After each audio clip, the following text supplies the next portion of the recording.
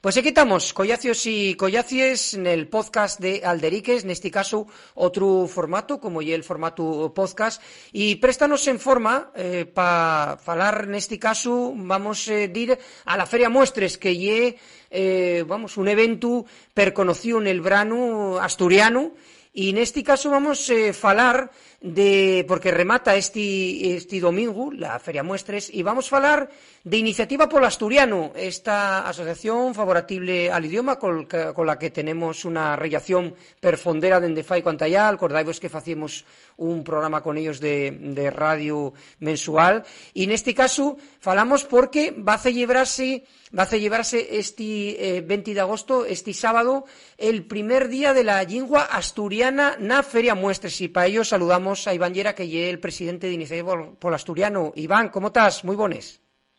¿Qué tal? Muy buenas. A lo primero, Iniciativa Polo Asturiano tiene un stand en la Feria Muestres que antes de afondar en lo que este primer día de la lingua asturiana na Feria Muestres, que un lugar, la Feria Muestres, donde, pasa muchísima gente, ¿no?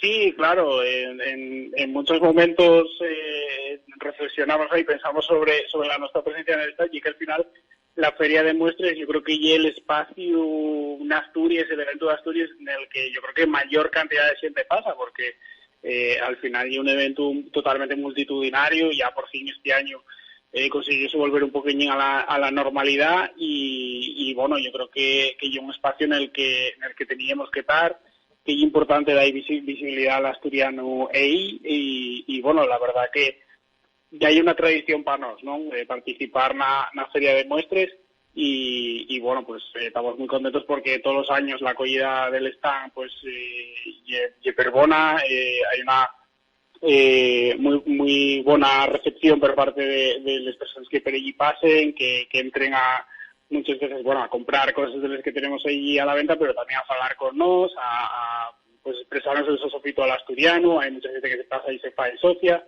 y la verdad es que para nosotros es pues una alegría, ¿no? Estar ahí y recibir pues esas buenas vibraciones, ¿no? Por parte de la gente que visita la feria. Yo creo que hay un espacio en el que el asturiano tenía que estar, y que tenía que tener un espacio propio, pues para dar a conocer también esa realidad que tenemos, ¿no?